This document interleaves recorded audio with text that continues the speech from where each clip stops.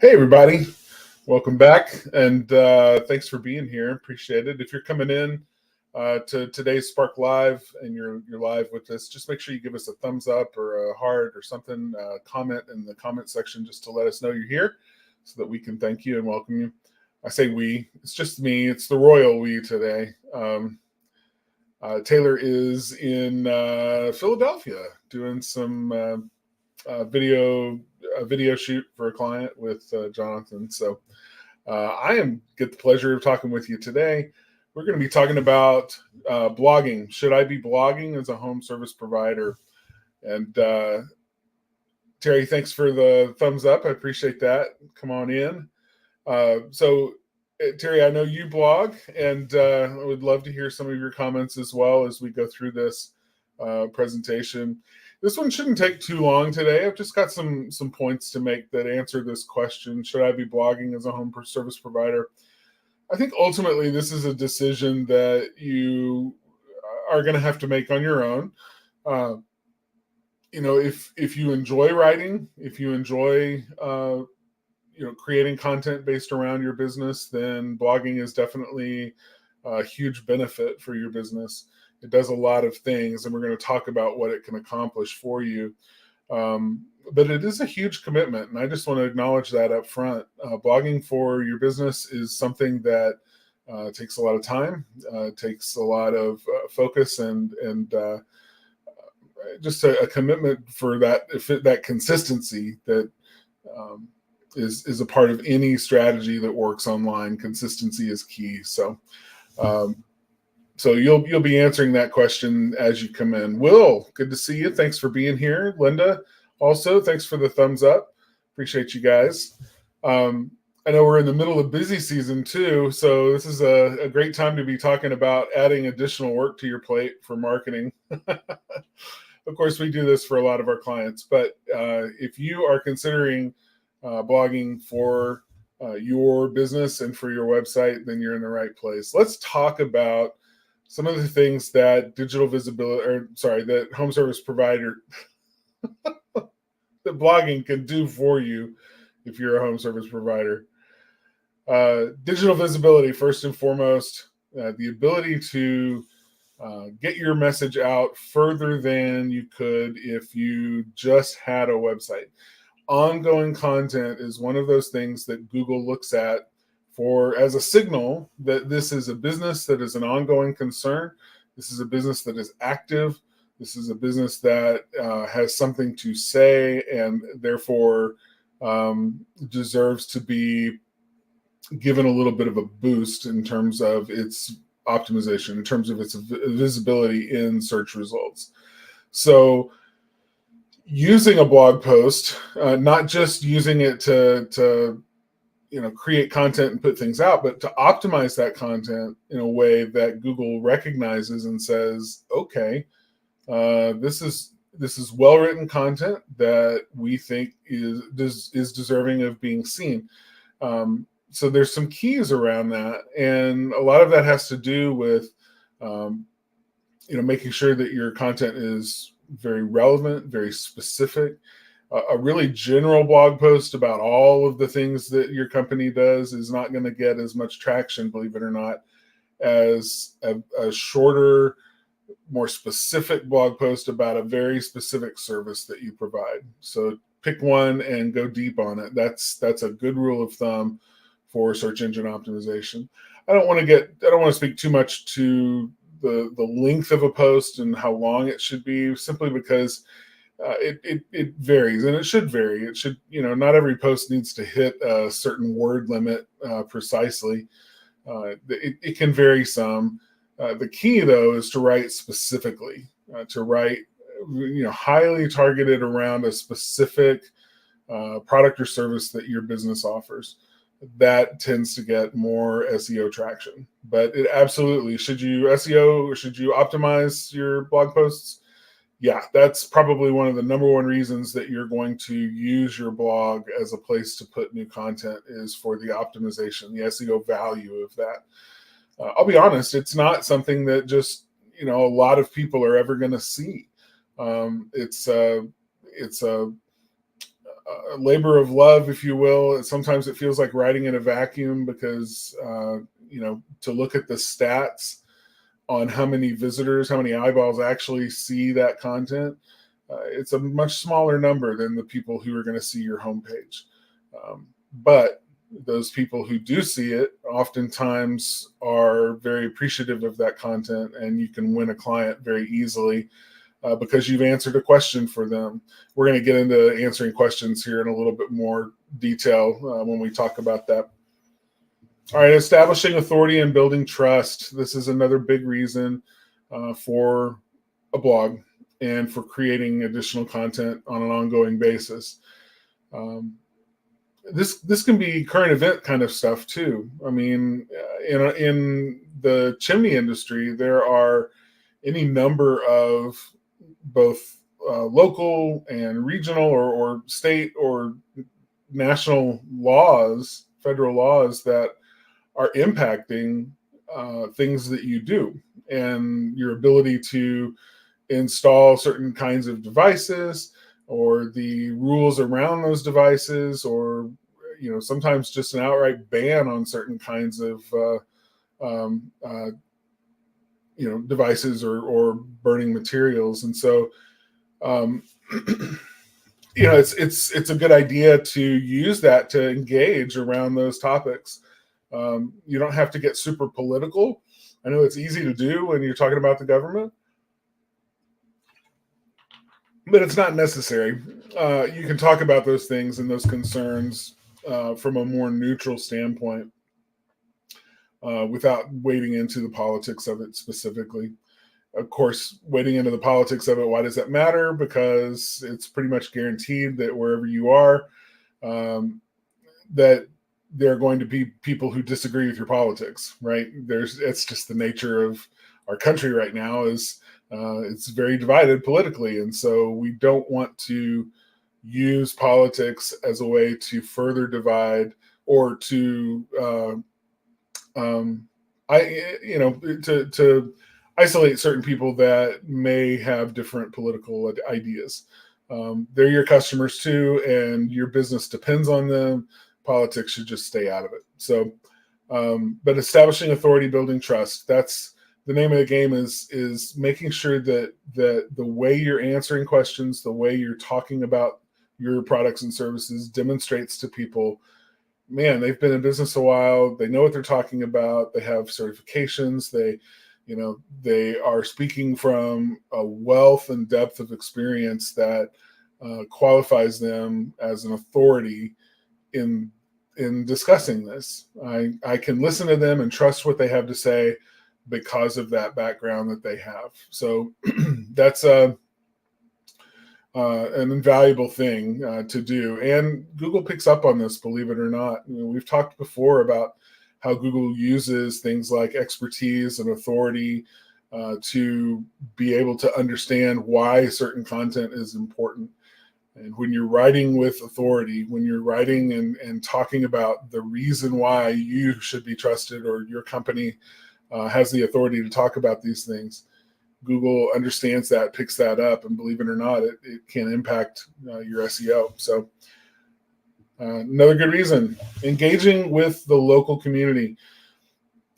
I think this one is underutilized. It's amazing to me. We tend to want to just talk about products and services when we're blogging on our company blog. I mean, after all, that's what we eat, sleep, and breathe. That's what we get paid for, is our products and services. But it's important to make sure that your company is engaged with the community in a way that helps people understand that you're plugged in. You're a neighbor. You're familiar in ways that go beyond just a service slinger, somebody who's just in it for the money. Engaging with the local community is important. So when you talk about local events, things that are going on locally, when you talk about in the first person how you were at the softball fields for your kids' softball, and had an interesting conversation with someone and you're relating that conversation, or they asked you a question and you answered it. When you interject the fact that you're a part of the local community, that builds a different kind of trust. But it also helps people realize, yeah, he's a local boy. He's, or this company is one that's established here. They're not a national chain. They're not just, driven by money or profit. They're here because they care about our community. The people that they hire are here in our community. They make our community a better place. They give back to our community, talking about the charities and things that you're involved in. All of that engages with the community in a way that really demonstrates the kinds of, the feel goods, the warm fuzzies that people want to know that they're supporting them. Their money is going to a company that they can feel good about supporting because of those connections that they feel you have with the people that they care about in their community. So it's a great idea to use your blog to talk about those local things and local community concerns. All right, answering common questions and concerns. Sorry, I'm monitoring several channels today. Answering common questions and concerns. This is, there was a book written years ago. Taylor talks about it a lot. It's a great book called They Ask, You Answer. And in that book, the author really lays out a great case for the fact that when you're looking for content, when you're looking for things to talk about or write about in your business, absolutely the best place to find that content is from none other than your customers. Your customers ask questions, all the time. Just about every phone call that comes into your business for scheduling a new appointment, there's going to be one or two questions that you've probably heard a million times, or you've heard them so often that you answer the question even before it gets asked. That's really common, because we anticipate that question's coming. We answer it just in our normal spiel when we're telling a customer what to expect when we come out to do a job. So, but answering those common questions and concerns, using your blog as a place to address one by one. We do this every month with our Q&A, monthly Q&A in the Spark Live. That's our chance to listen to our community, listen to our clients, listen to our customers, listen to the people that we serve in our industry, and get a chance to answer their questions more directly, more specifically. And we always enjoy doing that, and there's no shortage of good content that comes from those questions. And it really is valuable. So using your blog as a place to do that, just picking a question that you and your office get asked, or your technician gets asked all the time, and then giving that employee, or even quoting that employee to demonstrate that they have a wealth of knowledge as well in your business, that you're tapping into their reservoirs of held knowledge for your company, is a great idea as well. Incorporating those multiple voices in your blog is a good thing, and Google sees that as well and pays attention to that. Those kinds of internal citations about the people in your business help Google understand that you're real, that you're a business like every other business with real people that do real work and know things. So it's a good idea. But answering those questions, just you make a list, keep a list somewhere in a journal, in a logbook, on your computer, wherever. That is just like, okay, that's a question I get asked a lot. Here's a list of these questions and these concerns that customers have. And then periodically you can refer to those or use those, dip into those for blog content ideas, and just use the question as the subject of, an entire post where you answer that question for your customers. All right, last, we're going to be a little bit short today, but that's okay. The last area that I think really is a benefit, where blogging can benefit, and that's the area of showcasing your work. A lot of you, and I see this on Facebook and the chimney groups all the time, where someone is very proud of the work that they just did, and you get to see a before and after picture of what it looked like when we got there. Maybe some process pictures of what we did and how we did it, and then eventually a final picture of this is the kind of work that we're capable of. And I wish, I really enjoyed doing this job. I wish we had more of it. Right.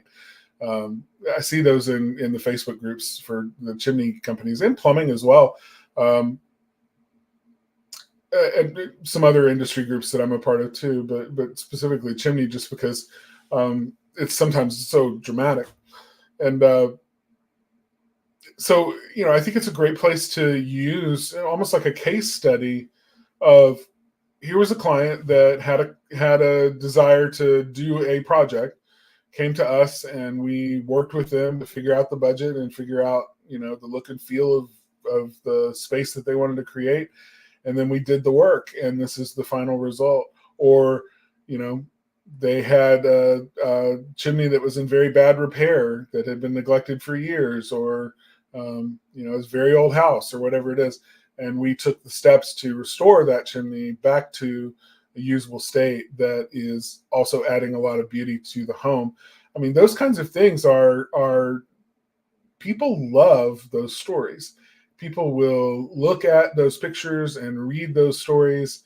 Oftentimes, spend more time doing that than the FAQ kinds of content, simply because it tells a story that resonates with them. I don't know how many times my wife or I will turn on the television, and if it happens to be on one of the channels where there's kind of a DIY before and after show, HGTV or something like that, where it kicks off and they show the process of doing a project to a final state of being done.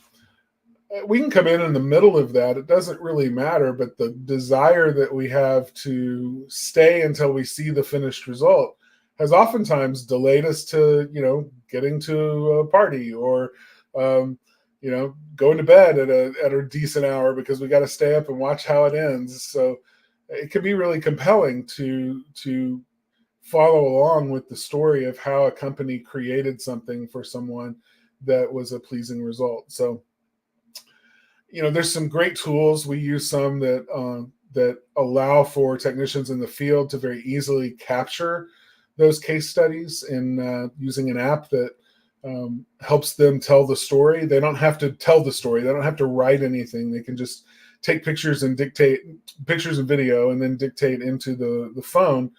And then all of that information then comes to us, and we're able to do some magic fairy dust and sprinkle, and it automatically creates blog posts and social media posts as well from that content for blogging. So it's a great idea, and it's absolutely the kind of content that is very sticky. It's the sort of thing that people want to see. So I encourage you to use your blog as a way to showcase your work.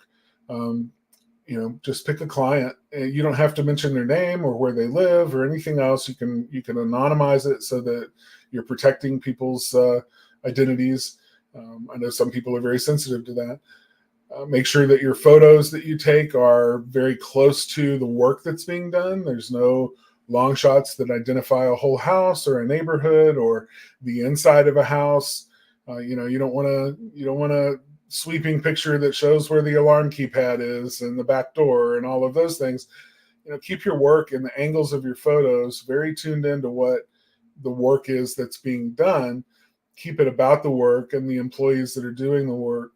And most people will be fine with how that turns out. I will say, though, if you're in a home and you're taking pictures of a job, you do need to get a photo release or a video release.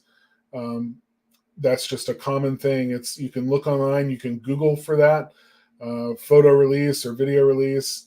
It's just a standard, usually just one little paragraph of what someone is agreeing to by letting you take photos and videos in their home. And it specifies what you'll do and won't do, and specifies that the customer will allow you to do that. And then they sign that, and that release protects you so that if you use that content online or anywhere in your marketing materials, you're protected. Okay, you have their permission to be able to do that. So there's no question about whether or not you had the right to do what you did and publish those pictures. Okay, so you definitely want to do that for every single job that you do. But once you've done that, man, those case studies, those galleries of work that you've done are the kinds of gold that win you bigger and better customers. And your blog is a great place to put that content. Google loves images too, and when Google sees large groups of images like that, it sits up and pays attention. So all of these things are. I've realized I'm talking and I'm ignoring some of the comments. Let me dive in. There's a few here. Terry said, I use my blog posts to inform. If a customer calls about a subject, I can send them a link to a blog post, which includes photos to provide more information than what I can do in just a phone call. I love to write blogs, but just don't have as much time as I used to. Yep, totally understand. And that's brilliant. Using it to answer questions by being able to ask someone, give me your email address and I'll send you a link to our blog where we answer that question in more detail. That's a super way of adding value to people's, to show people that you care enough to be able to answer those questions really thoroughly. Linda says, we use blogs to inform customers of house awards or our involvement in annual shop local promotion in the fall. Yeah, that's exactly what I'm talking about in terms of community engagement. The house awards are kind of a big deal, and tooting your horn that way, using the blog as a way to do that, again, speaks to authority and trust. The fact that you're doing your work at a really high level that's being awarded locally in your area, that's super, really good stuff. Terry, yeah, my content comes from the questions I get on my phones. That's great. I'd be curious, Terry, if you keep a log of what those questions are so that you can refer back to them when you need inspiration for a blog post. Do you only need a release if the photo is inside the house? Do you need a release for outside? Good question. I don't want to split hairs too much, but if you are, standing on a public sidewalk and you take a picture of a house, is that allowed? I mean, right? You're not on their property. You haven't violated anything in terms of trespassing, but do you have a right to take a picture of that and publish it? I'm going to say that's probably a legal gray area, and I'm not a lawyer, so I want to make sure that that's clear. Don't take my advice here as being legal advice. You want to check with the lawyer. My personal feeling is that you need to err on the side of get a release. If a customer's, this is a customer, right? And this customer has the ability to pay you money for the job that you're currently doing, maybe other future jobs. They're going to tell customers about you and everything else and the experience they've had. You want to make sure that you're honoring them by asking for that photo release. I would definitely ask for those photo releases. There is a difference when a technician is there and taking pictures of a job for documentation. Those documentation photos will never see publicly the light of day. They won't be published. They're kept in files that are private to the company. No photo releases needed for those. Okay, but if you plan to use it for marketing purposes, you're basically saying, this photo that I'm taking is going to help me make more money. You just want to make sure that you have a release from the customer to use it in that way. Carter, can talk about AI and blog writing in Google. Yeah, so that's a great question. AI, absolutely. ChatGPT, specifically these generative AI tools that are available now, can write pretty good content. And I will say, though, that if you're using that content in that way with Google, you don't. This is, you know what?